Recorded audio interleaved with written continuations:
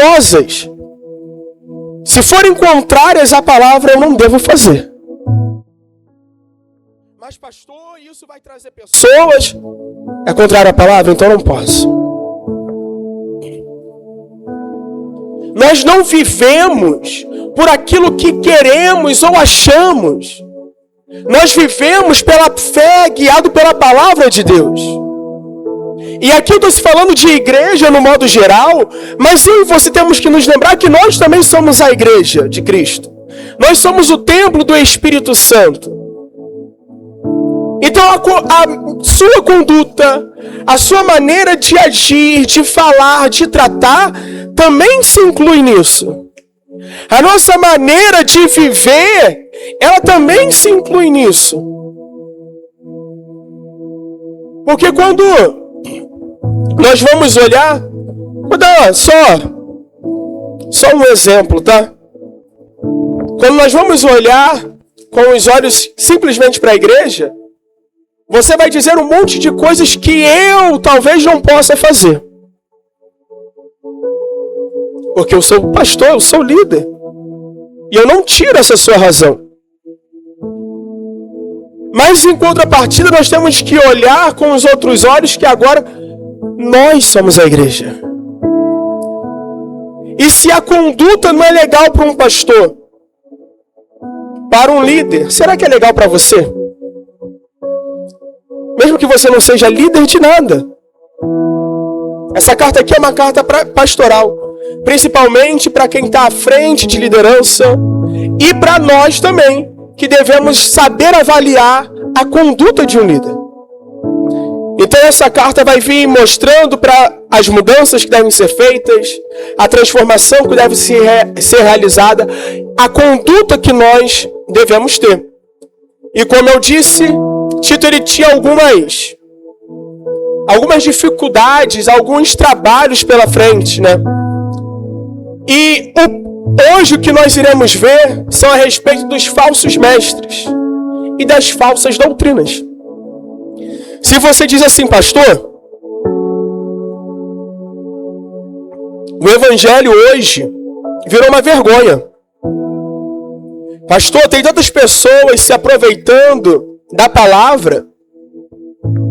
Pastor, hoje são poucas pessoas que nós podemos acreditar, nos inspirarmos nele. De fato, mas isso não é novo. Nós vamos ver essa corrupção no meio cristão daqueles que servem a Deus desde a época dos profetas. Veremos os filhos de Eli, veremos os filhos de Samuel. Aqui também nós veremos. Pessoas de má índole teremos em todos os lugares, inclusive na igreja, inclusive no altar. Em todos os lugares. Não é porque está dentro da igreja que tem o caráter de Deus, não. Temos que nos lembrarmos que o joio e o trigo, eles vão crescer juntos. E quem faz essa separação é o Senhor Jesus no grande dia. Não somos nós. Então eu devo estar preparado para tudo. E por isso que nós devemos saber a conduta, a postura, o caráter. Pelo fruto nós conhecemos a árvore. Eu vou falar um pouco sobre isso daqui a pouco. Então é exatamente sobre isso que nós devemos ter. É exatamente sobre isso que nós devemos guardar. Paulo ele vai nos orientar, olha, retende o que é bom. Aquilo que for bom você guarda. E aquilo que não for bom, aquilo que for ruim automaticamente você descarta. Então, carta a Tito, capítulo 1, versículo 10. Os falsos mestres e as falsas doutrinas. Porque existem muitos insubordinados, pauradores frívolos e enganadores, especialmente os da circuncisão. Olha mais um instante aqui, por gentileza. Você viu o que Paulo está falando aqui para Tito? Ele está dizendo assim, Tito, olha, tem algo que você vai ter que fazer, porque aí na ilha, aí nessa igreja, Há muitas pessoas que não aceitam liderança, há muitas pessoas insubordinadas, rebeldes. É exatamente isso que Paulo está dizendo a Tito. Há muitas pessoas assim. Nós podemos até nos lembrar um pouco da igreja de Corinto, que não aceitava muito bem Paulo. Até vamos dizer assim, que as cartas de Paulo eram boas, aproveitáveis, mas que a pregação dele, física, era desprezível. Aqui, nessa igreja, tinha pessoas assim. Aquele tipo de pessoa que acha que é tudo do jeito dela. Se não for da maneira que ela falou, tá errado. Aquela pessoa que não aceita a repreensão, não aceita ser exortado, não aceita. Existia no passado, existe hoje e vai continuar existindo. Paulo está dizendo, Tito, tem muitos aí assim. Tem muitos. Pauradores frívolos ou pessoas que jogam conversas fora, que as palavras não são aproveitáveis. As palavras dessas pessoas, elas contaminam. E detalhe, enganadores. Entenda uma coisa, para se enganar uma pessoa, não é fácil não, pessoal. Geralmente, para se enganar alguém, tem que ter uma boa lábia, uma boa persuasão. E esse grupo que tinha lá, essas pessoas que tinham lá insubordinadas, eram pessoas influentes, que tinham boa influência, que conseguia persuadir os demais irmãos, que conseguia contaminar.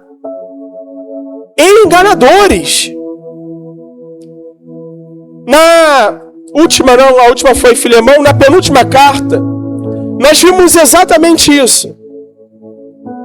Que nós devemos conhecer a verdade, que é a palavra de Deus, para que nós não sejamos enganados. Conhecereis a verdade e a verdade vos libertará. Se eu não conheço a palavra de Deus, eu sou enganado. Se eu não for direcionado pela palavra, que é a inspiração do próprio Deus, a qual nós cremos, nós somos enganados. Nós temos que nos lembrar que quando Satanás foi enganar Eva, ele usou a palavra. Ele vai dizer assim, Deus não disse que você pode tocar e comer de todos os frutos? Quando Cristo ele está no deserto, se és Deus, transforma a pedra em pão. Se lança daqui e dê ordem aos anjos para te pegar, para te salvar. Usando a palavra, pessoal. Então nós devemos ter esse cuidado. Nós temos que saber que Satanás ele se passa até diante de luz. Então se aprofunda nisso daqui. Não se deixe ser enganados, não. Não se deixe ser persuadidos ou convencido a coisas contrárias à palavra. Hoje tem tantas coisas no meio cristão, no meio evangélico, que pegamos como uma certeza absoluta, quando na verdade não é. Enganadores, especialmente os da circuncisão. E quem era esse?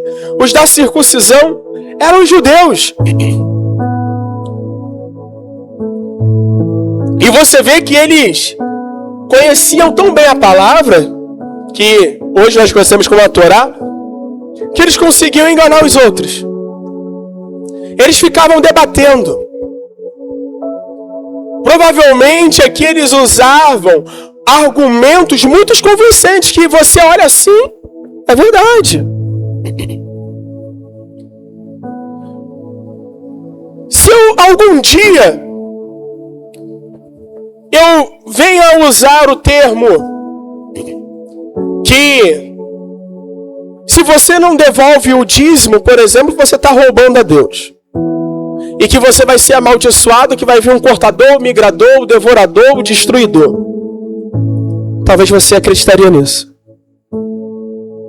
Pastor, mas não é isso que está escrito? Essa parte que eu acabei de citar, especialmente está sendo falado para aqueles que trabalham no templo, para os levitas. Pastor, o dízimo é obrigatório? Poderia falar que sim, é mais fácil. Se eu uso esses termos, que se você não dizimar, o diabo vai destruir a sua vida financeira, é muito mais fácil. Talvez você é muito mais convencido pelo medo. Porque quem quer ter a vida financeira destruída? Ninguém. Seria muito mais fácil, mas isso seria mentira da minha parte. Pastor, então, o que é o dízimo? O dízimo nós devolvemos por gratidão a Deus. Se eu tenho um trabalho, eu sou grato a Deus porque Ele abriu as portas. Eu sou grato a Deus porque Ele tem me dado saúde para me levantar mais um dia. Eu sou grato a Deus pela força que Ele tem me dado. Eu devolvo por gratidão, não é por obrigação, não. Não é por medo do destruidor, do devorador, não. Eu devolvo o dízimo porque eu entendi o que é o reino de Deus. Se você tem ciência de que tudo aqui é bancado pelos seus dízimos e ofertas, e você se tornou um, você entendeu o que é o reino de Deus. No último domingo passado agora, graças aos dízimos e ofertas, a igreja estando aberta, pela manhã teve uma pessoa que se rendeu ao Senhor Jesus, que aceitou Jesus, para a honra e glória do nosso Deus. Quem estava aqui no domingo da manhã se lembra. Uma pessoa que estava pensando em se matar. E ela falou, pastor, eu cheguei a comprar o veneno, pastor. Mas hoje eu estou aqui para aceitar a vida que é o Senhor Jesus. É isso, pessoal, gratidão. Isso é o reino de Deus. Então não se deixem ser enganados nem por palavras convincentes, não. Analisa. Vai aqui na Bíblia. Ainda que alguém ou até eu use a palavra, eu também posso cometer erros. Até porque eu sou humano. Às vezes posso cometer erros até sem malícia. Pode acontecer. Eu não sou perfeito. Então é importante que você analise, que você entenda, compreenda. Pastor, não é bem isso não. Quer ver um erro que uma vez uma pessoa me chamou a atenção? Eu estava fazendo uma pregação. Eu esqueci, mas eu citei Lucas. Eu citei Lucas como discípulo de Jesus. Depois uma pessoa me chamou pastor. Lucas não é não. Lucas veio depois, foi alcançado por Paulo. É verdade, acabei me esquecendo. Estou dando só um exemplo. Porque pode acontecer. Lucas não era discípulo de Jesus. Lucas era um discípulo de Paulo, um médico. Isso pode acontecer. Então é importante a igreja estar alicerçada na palavra de Deus, para até quando eu possivelmente errar, você possa me ajudar também. Versículo 11. Vai dizer assim: é preciso fazê-los calar, porque andam pervertendo casas inteiras, ensinando o que não devem, por torpe ganância, ou por pura ganância, talvez trazendo para a nossa linguagem de hoje. A coisa era tão séria que estava acontecendo lá, que Paulo diz para Tito, você precisa calar a boca deles. Eles não podem ter espaço de fala. Eles não podem ter oportunidade, eles não podem estar em comunhão, porque tudo isso eles vão aproveitar para falar. Olha o ponto que estava chegando, pervertendo casas inteiras, famílias, lares. Tamanhas atrocidades que estavam sendo faladas lá, coisas contrárias ao Evangelho de Cristo. Talvez eles poderiam estar falando a respeito de voltar à lei. Aqui não vai especificar qual era o assunto, mas poderia ser isso. Eles poderiam estar falando que só é salvo pelas obras, quando isso não é verdade. Eu não sou salvo por aquilo que eu faço. Eu sou salvo pelo sacrifício que Cristo fez. Então são determinados assuntos que muitas vezes confundem a nossa mente, acabam nos enganando. E Paulo está dizendo, eles têm que ser calados. Eles não podem ter brecha de fala. Eles não podem ter espaço. Será que a coisa lá era pouca? Eu acredito que não. Eu fico imaginando a dificuldade que Tito teve com essa igreja. A igreja lá em Creta. Eu fico imaginando porque nós sabemos que não eram poucos, mas sim muitos que eram insubordinados. Aqui está dizendo que eles estavam devastando famílias, que eles estavam devastando lares. E realmente, quando isso acontece, a pessoa deve ser calada. Isso se não for até convidada a se retirar do ministério. Pastor, que isso? Tem um pastor que eu sigo, eu gosto muito dele, e fugiu o nome na memória agora. Eu assisto algumas pregações, e em uma dessas pregações ele disse assim: na minha igreja tinha um grupo que discordava da minha linha de pensamento segundo a Bíblia. E lá esse grupo começou a inflamar as outras pessoas. E eu chamei essas pessoas e com toda a educação eu disse: olha, eu consigo viver com vocês mesmo que vocês discordem de mim. Agora o que eu não vou aceitar é vocês colocando essa ideia na igreja, uma vez que eu sou o pastor. Eu achei isso interessante, porque nós cremos que o anjo da igreja é o pastor. Aqui nós temos talvez pensamentos ou alguma ideologia diferente. Talvez você goste de um partido, eu sou a favor de outro. Talvez você segue uma linha mais teológica para lá e eu mais para cá. Tá tudo bem. Nós podemos conviver com isso. Nós podemos conviver com as nossas diferenças. E esse pastor estava falando. E o pior é que a ideia desse grupo não era nem bíblica, era diabólica. Quando é bíblico ainda vai, tudo bem. Mas quando não vem nem de Deus, e ele fala, eu convidei eles a se retirarem da igreja. Falei que se fosse para continuar daquele jeito, eles não seriam mais bem-vindos. E o porquê isso? Porque contamina. É o que está dizendo ali, ó. É preciso fazê-los calar, porque andam pervertendo casas inteiras, uma família inteira. Tem noção do trabalho que dá para ganhar uma vida para Jesus? Para a gente permitir que, por causa de alguns, se perca uma família inteira? Não, esse trabalho não pode ser desperdiçado. Paulo, ele sabia disso. E ele está falando, Tito, não deixe esse trabalho que nós começamos ir por água abaixo. Não deixe esses falsos profetas, esses falsos líderes, corromper tudo aquilo que nós construímos. Não permita isso. Não permita que eles destruam ou atrapalhem a obra de Deus. Isso é algo que nós nunca podemos permitir. Que a obra de Deus, ela venha a ser atrapalhada. Talvez por pessoas imaturas.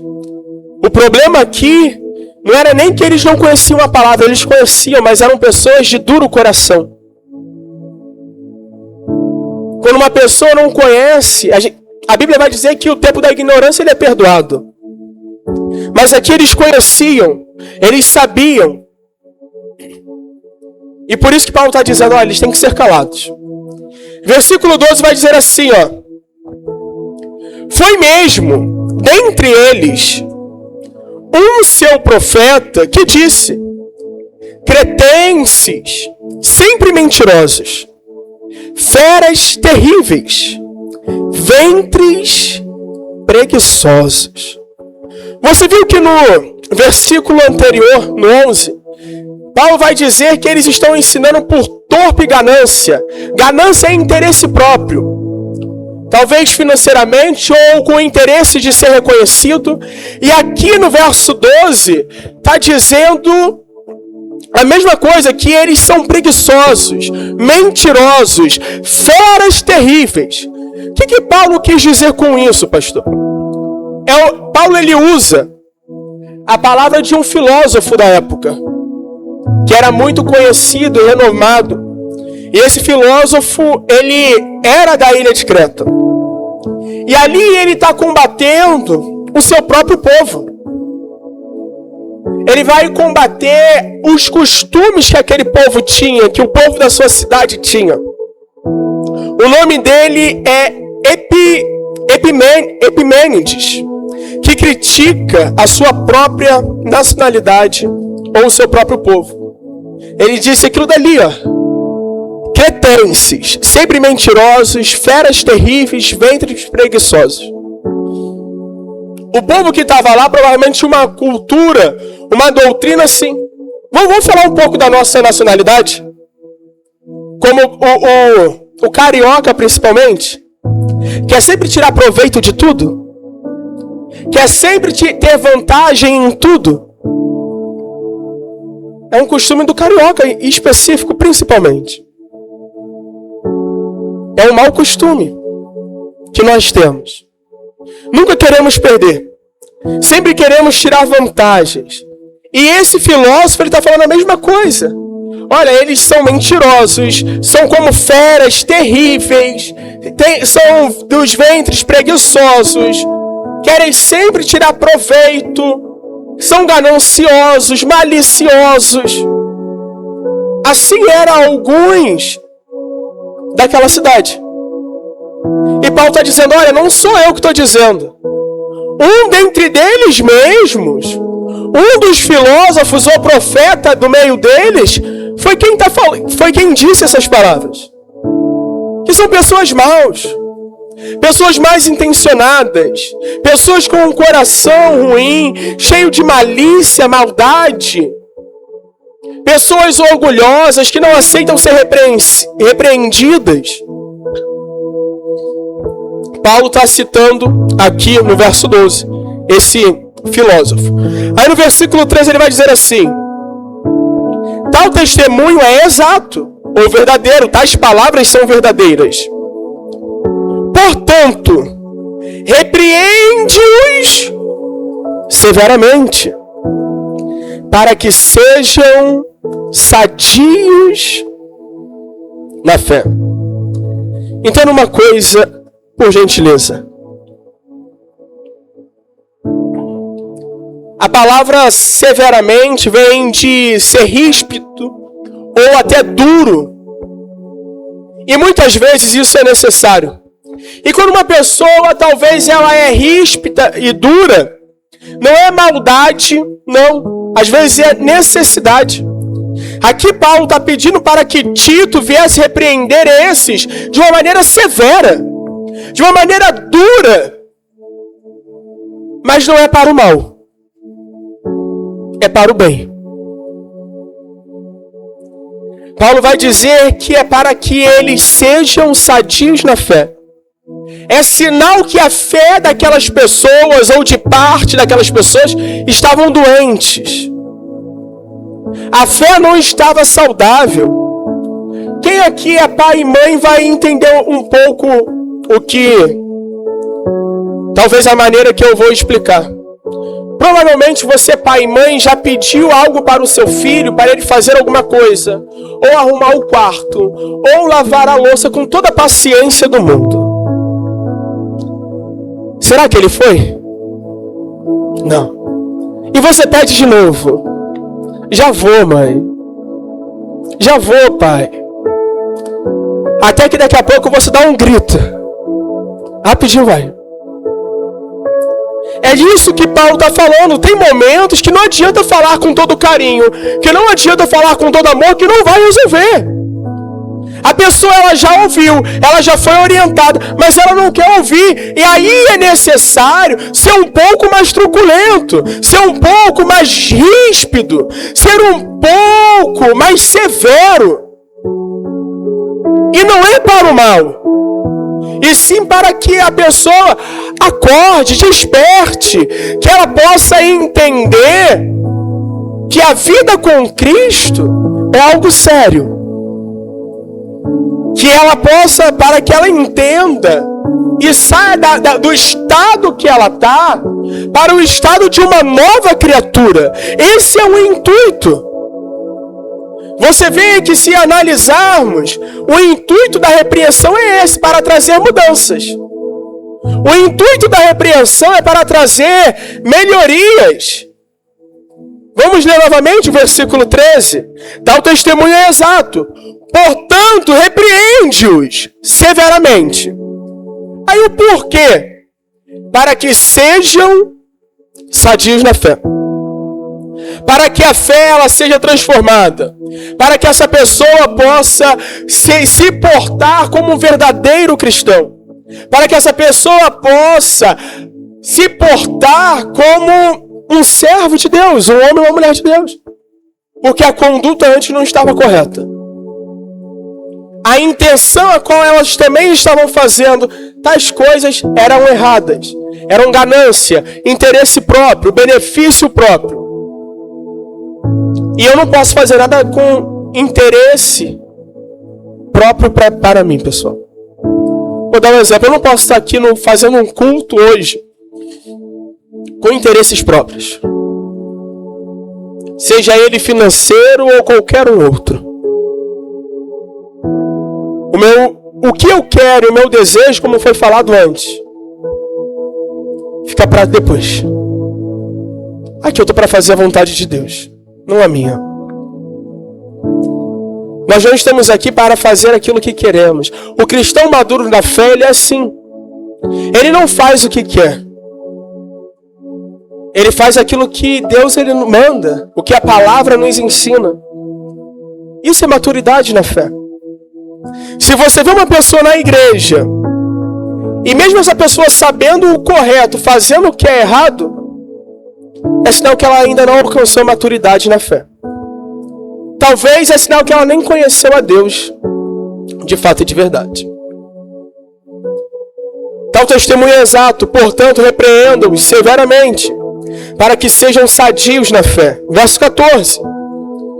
E não se ocupem com fábulas judaicas, nem com mandamentos de homens. Aí preste atenção nisso. Nem com mandamento de homens desviados da verdade. Você vê que tudo que eles estavam contando antes eram histórias. Eu vou te dar um exemplo. Hoje você veio aqui para ouvir a palavra, para adorar a Deus. Você não veio aqui para ficar ouvindo a história, por exemplo, do velho do saco. Fábulas ou do folclore, do nosso folclore brasileiro, como o Saci, seja lá qual for. Você não veio para ouvir isso. E tinha pessoas perdendo tempo com coisas que não acrescentavam em nada na nossa fé. Tinham pessoas perdendo tempo ali com coisas, com ensinamentos que não agregam em nada na nossa vida com Deus. Vou dar mais um exemplo. O alimento. Pastor, estamos na Semana Santa, pastor.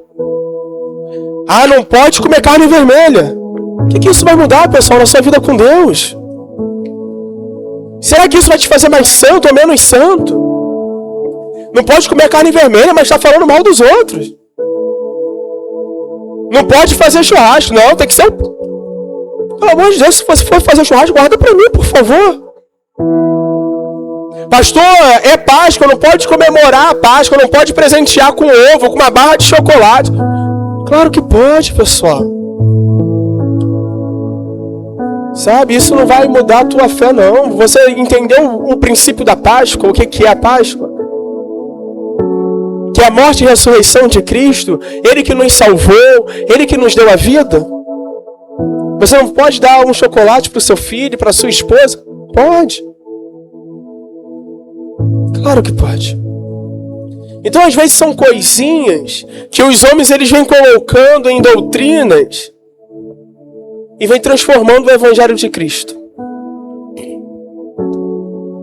E uma coisa que me chama a atenção, nem com mandamentos de homens desviados da verdade. Tinha homens que não estavam na verdade. Pastor, que verdade? Que é a palavra de Deus, o Evangelho de Cristo. Tinham pessoas que estavam fora. E nós temos que ter um cuidado. Será que nós não somos uma dessas? Que estamos desviados da verdade, mas ainda dentro da igreja? Verso 15. Todas as coisas são puras para os puros. Todavia, para os impuros e descrentes, nada é puro. Porque tanto a mente como a consciência deles estão corrompidas. Você prestou atenção nisso agora? Que nós acabamos de meditar. Todas as coisas são puras para os puros. Pedro ele vai ter uma determinada visão em um determinado momento, a qual ele tem a visão de diversos animais impuros. E a resposta de Deus para ele vai ser assim: olha, não considere puro aquilo que eu criei, aquilo que eu fiz. O que era aquilo dali? Era Pedro entendendo, era para Pedro entender que tanto os judeus como os gentios mereciam receber a palavra, mereciam receber o amor de Deus. Para Pedro, que era judeu, os gentios não mereciam. Eles tinham que ser descartados, desprezados. E ali Deus estava mostrando que não era assim, que o amor dele é para todos nós. Para mim que estou dentro da igreja, mas para aquele que agora talvez é um usuário, que está em adultério, aquele que acabou de matar alguém. O amor de Deus é para todos. Então o que está dizendo que tudo é puro para aqueles que são puros. Mas para o impuro,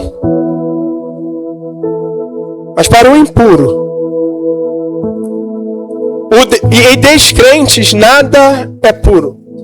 O que eu posso dizer com isso? Até aquilo que é santo, a pessoa vê malícia. Talvez vai ter pessoas, você com certeza já ouviu isso, pessoas com maus olhos nos dízimos, pessoas com maus olhos nas ofertas, pessoas com maus olhos com a igreja. É cristão, me desculpa a expressão, tá? Eu te peço perdão. Cristão é tudo safado. Você já ouviu isso? Eu também já. Pastor é tudo ladrão. Também já ouviu isso. Para aquele que está impuro, até aquilo que é santo é contaminado. Vai ser errado. Até aquilo que é certo vai ser errado. Deixa aí marcado, se puder.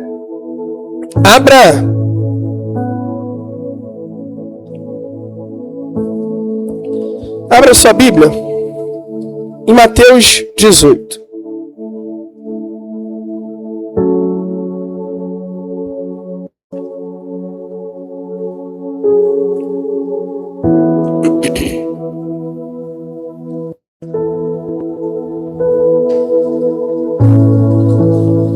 Mateus 18, abriram? Deixa aí também marcado Mateus 18. Agora, volta mais um pouquinho a sua Bíblia. Em Mateus capítulo 6.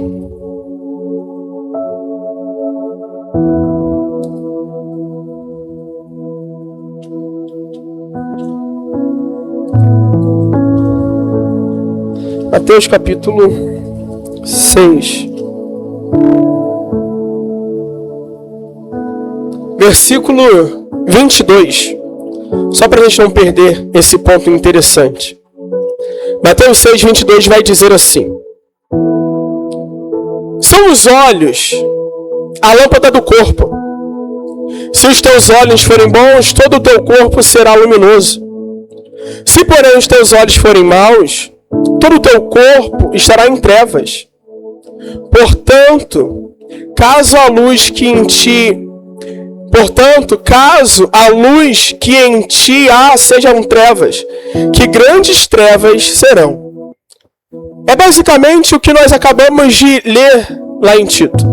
Se os meus olhos forem bons, todo o meu corpo será bom, tudo será santo, eu verei as coisas com pureza e com santidade. Agora, se os meus olhos forem maus, ruins, todo o meu corpo será trevas.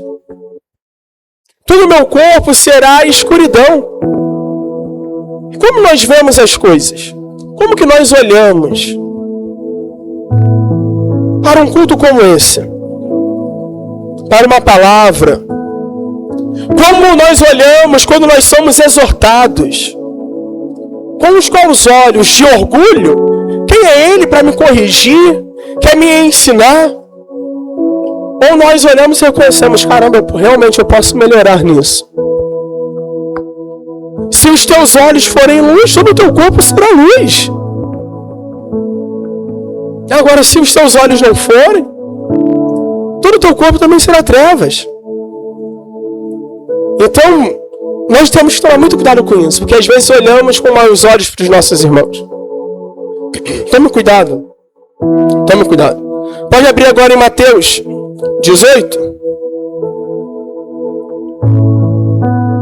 Por favor.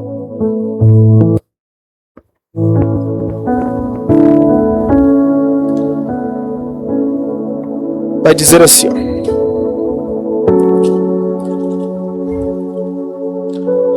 Mateus 18, do verso 1 ao 5, o maior no reino dos céus. Vai dizer assim, preste atenção, naquela hora, aproximaram-se de Jesus os discípulos, perguntando, quem é porventura o maior no reino dos céus? E Jesus, chamando uma criança, colocou-a no meio deles, e disse, em verdade vos digo, que se não vos converterdes, e não vos tornardes como crianças, de modo algum entrareis no reino dos céus. Portanto, aquele que se humilhar como esta criança, esse é o maior no reino dos céus. E quem recebe uma criança tal como esta, em meu nome, a mim me recebe. Pastor, por que o senhor leu isso? Vamos voltar para Tito, que lá nós iremos entender melhor.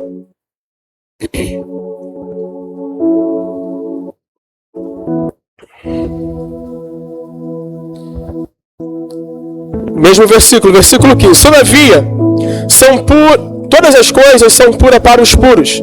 Todavia, para os impuros e descrentes, nada é puro. Porque tanto a mente como a consciência deles estão corrompidas.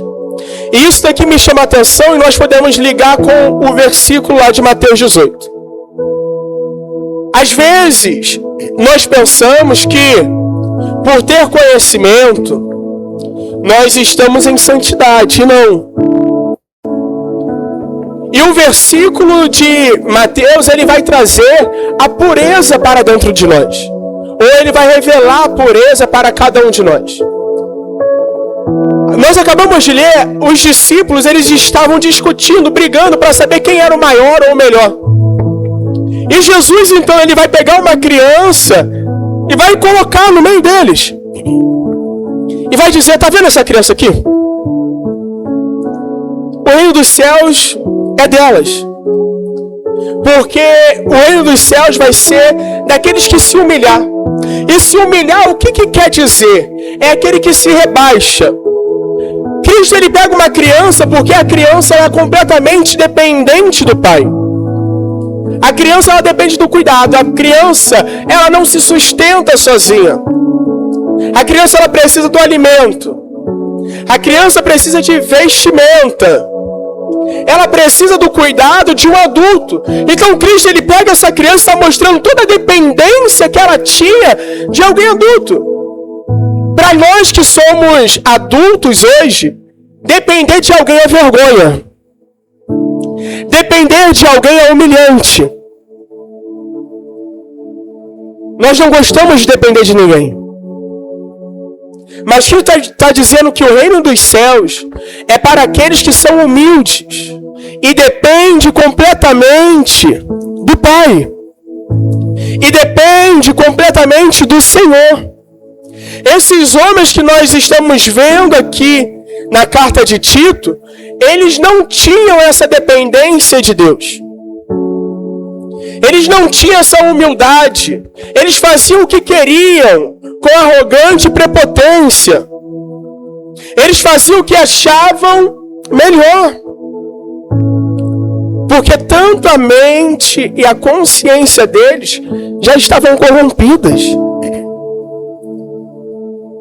Se eu e você desejamos herdar o reino dos céus, nós temos que ser como uma criança diante do Pai. Não ter medo de pedir ajuda, de pedir perdão. Não ter medo de chegar até o Pai, é o Pai. E isso me chama a atenção porque o maior no reino dos céus não é o que tem mais conhecimento teológico. O maior no reino dos céus não é o que tem mais tempo numa caminhada cristã. Não é aquele que cura mais ou aquele que liberta. Não é aquele que prega mais, não. Esse não é o maior no reino dos céus. É aquele que é como uma criança. Aquele que se humilha. Aquele que se rende, aquele que depende completamente do Pai. Será que nós estamos prontos para isso? Porque os nossos olhos, eles querem contemplar os milagres, maravilhas, cura, libertação, paralítico andando. Os nossos olhos, eles querem contemplar essas coisas. Quando Cristo, ele vai dizer, olha, o maior não é o sábio, o maior não é aquele que tem mais poder, mas o maior é aquele que se humilha, que se considera menor do que todos. Esse é o maior. Não corrompa a sua mente e nem a sua consciência. Não se deixe ser contaminado pela maldade, pela malícia. Verso 16, para concluirmos. Paulo ainda vai dizer, no tocante a Deus, isso aqui é muito interessante, no tocante ou naquilo que se trata a Deus, eles professam conhecê-lo, ou dizem conhecê-lo. Entretanto, o negam por suas obras. É por isso que são abomináveis, desobedientes e reprovados para toda boa obra.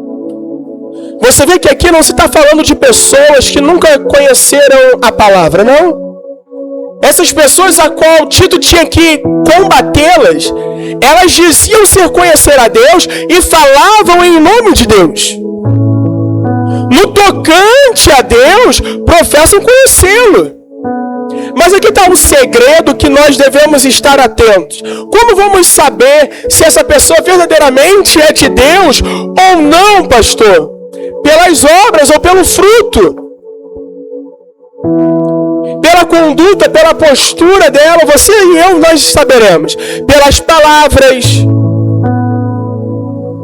Nós conheceremos as pessoas, se de fato elas conhecem a Deus ou não. Professam conhecê-lo. Entretanto, olha como que negam. O negam por suas obras, ou por suas atitudes. Pastor, talvez possa ter algum confronto ou algum desentendimento, que aqui está dizendo, está se falando a respeito das obras. Mas a Bíblia também não diz que nós não somos salvos pelas obras, exatamente. Eu e você não somos salvos por aquilo que nós fazemos, pelas obras.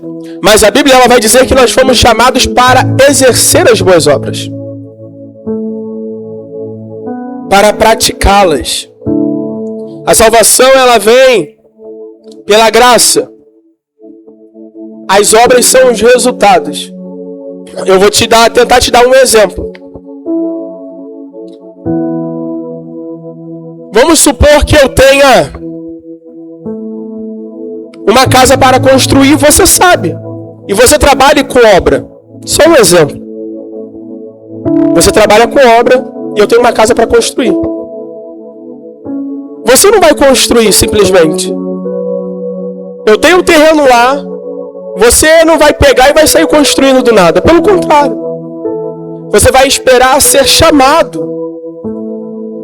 E aí sim, depois que eu te chamei, o resultado vai ser você construir a minha casa. Com Deus, as obras é exatamente isso. Depois que conhecemos de fato e de verdade a Deus, nós começamos a praticar as boas obras. Antes eu posso estar na igreja, mas eu não vou praticá-las, porque eu não conheço. Eu não ouvi, eu não fui chamado. Pastor, e a respeito das boas obras, talvez possa ter algumas divergências. Vai ter pessoas que vão praticar as boas obras e não serão de Deus também. As boas obras aos olhos humanos. Tem pessoas que são caridosas, tem pessoas que ajudam ONGs, tem pessoas que ajudam o necessitado, mas elas ainda não creram em Cristo, porque não vivem uma vida segundo Cristo. Então por isso que elas não serão salvas pelas obras, mesmo que aos olhos humanos elas estejam fazendo boas ações. Por isso que nós não somos salvos pelas obras, e sim pela graça de Deus. Para a gente compreender um pouco mais, abra em Efésios. Volta um pouco. Efésios 2, versículo 10. Efésios 2.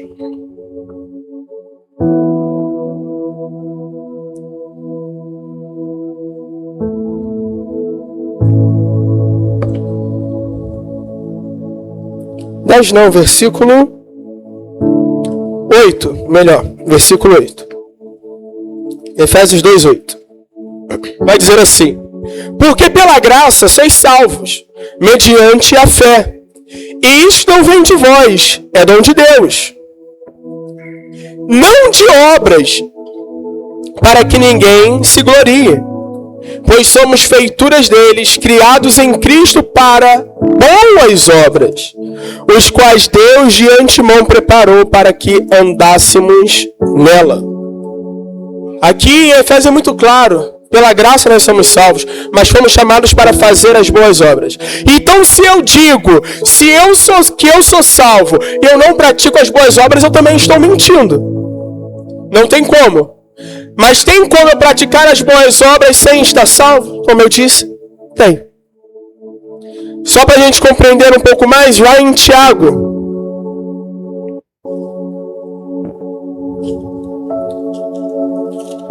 Tiago capítulo 3.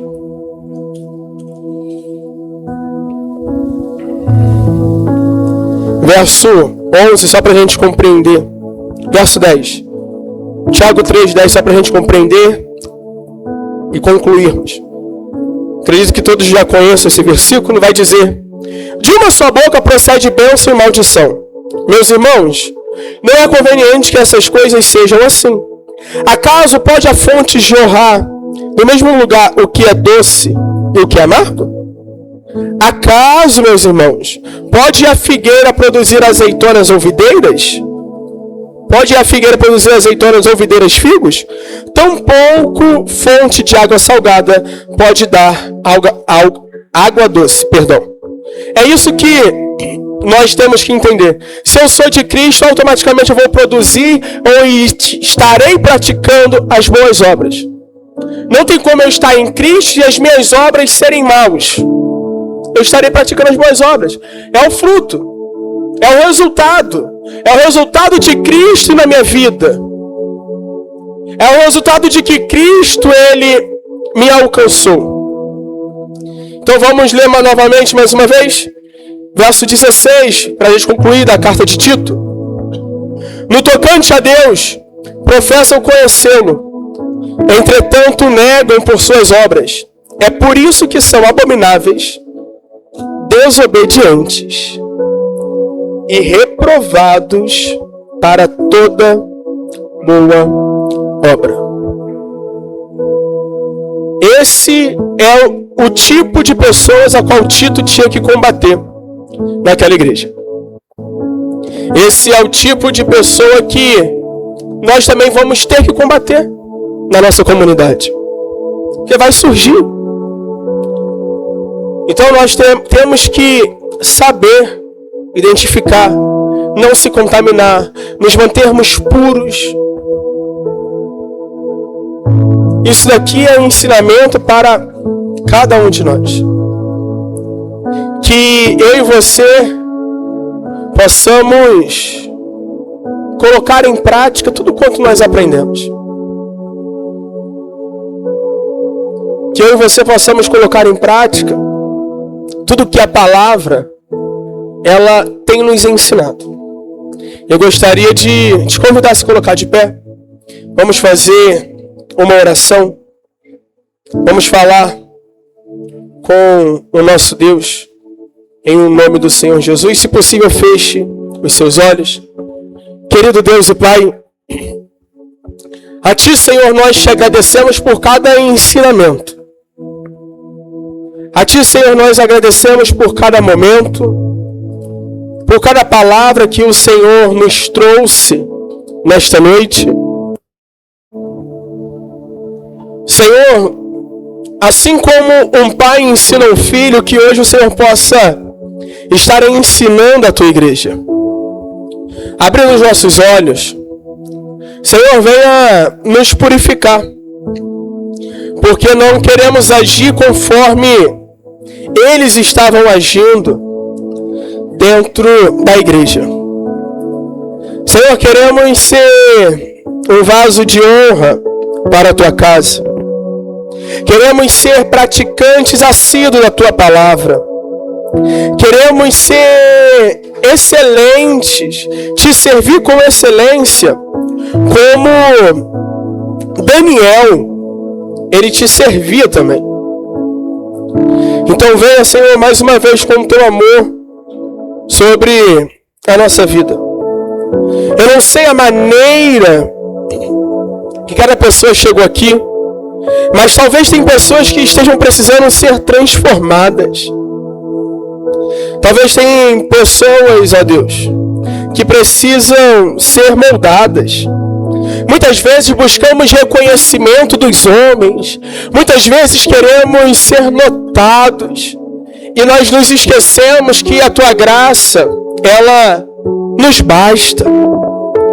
Que a Tua graça, Senhor, ela nos é suficiente, Pai. A Tua presença, ela já basta para mim. Eu não preciso de mais nada. Ó Deus, não me importa se serei reconhecido. Não me importa se eu serei notado. O que importa é que cada dia mais o Senhor cresça. Eu não preciso ser. O que importa é que cada dia mais o Teu reino ele se expanda, Senhor. A minha glória é Independente se iremos passar dificuldades ou não. E que Que eu possa compreender isso, ó Pai. para que Tu Que eu possa entender de fato e de verdade que Tu desejas de mim. mais e mais. Aquilo que o Senhor quer. E como os serafins que cobrem Que os meus olhos estejam em Ti, Senhor. Nós temos a consciência que fomos chamados para fazer as boas obras, pois nós já recebemos a salvação através do sacrifício naquela cruz. Cada dia mais o Senhor possa crescer. Cada dia mais sejamos como uma criança diante de Ti. No Santo dos Santos, a fumaça me esconde, só Teus olhos me veem. Debaixo de Tuas asas é o meu abrigo, no lugar secreto, só Tua graça me basta, Tua presença é o meu prazer. No Santo dos Santos, a fumaça me esconde, só Teus olhos me veem.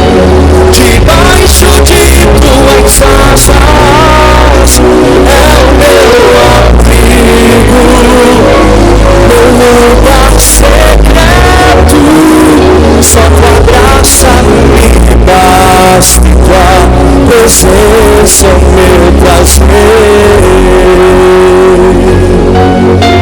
Senhor, me faça entender que Tu és suficiente. Que venhamos alcançar essa maturidade espiritual. Que cobre o rosto. Senhor, Paulo ele pediu por 3 vezes, até ele compreender que o Teu amor e a Tua graça era suficiente. Ele não precisava de cura, ele não precisava de resposta, ele só precisava da Tua presença. É disso também, Senhor, que nós precisamos. Que Tu cresça da Tua presença, mais e mais.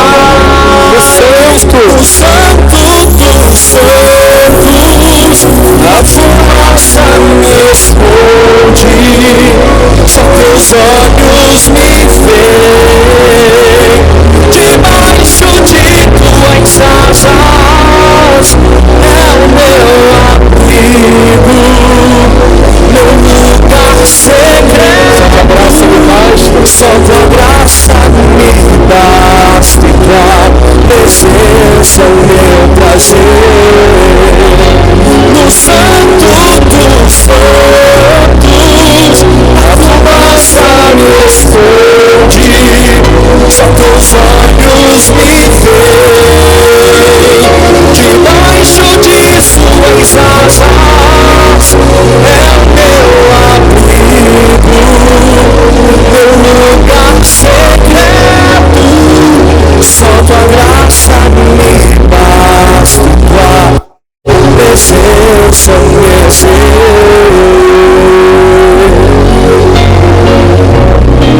Senhor, a Tua presença é o nosso maior prazer. Ó Deus, não queremos nos desviar dos Teus caminhos. Eu não quero desviar da verdade. Verdade é essa que nos conduz à vida eterna. Mas que possamos permanecer fiéis a Ti até o fim. Ó Cristo, que possamos estar com os nossos olhos. Pois foi o Senhor quem nos convida que aquele que quer ser meu seguidor negue a si mesmo a cada dia. Toma a Tua cruz e me siga. Senhor, nós queremos Te seguir. Nós queremos ser Teus discípulos. Queremos ser luz do mundo e o sal dessa terra. Então usa-nos como instrumentos para a salvação. Usa-nos como ferramentas nas Tuas mãos para alcançar toda e qualquer criatura. Não me deixe, Senhor, me tornar uma pedra de tropeço para ninguém. E que a cada dia, Senhor, o nosso amor possa crescer. Que a cada dia, Senhor, os nossos bons olhos, eles venham aumentar para com os nossos irmãos. E que sejamos santos, ó Cristo, como o Senhor também é. Pois tudo eu entrego a Ti. Em nome do Pai, do Filho, em nome do Espírito Santo. Amém? E graças a Deus. Abre os seus olhos.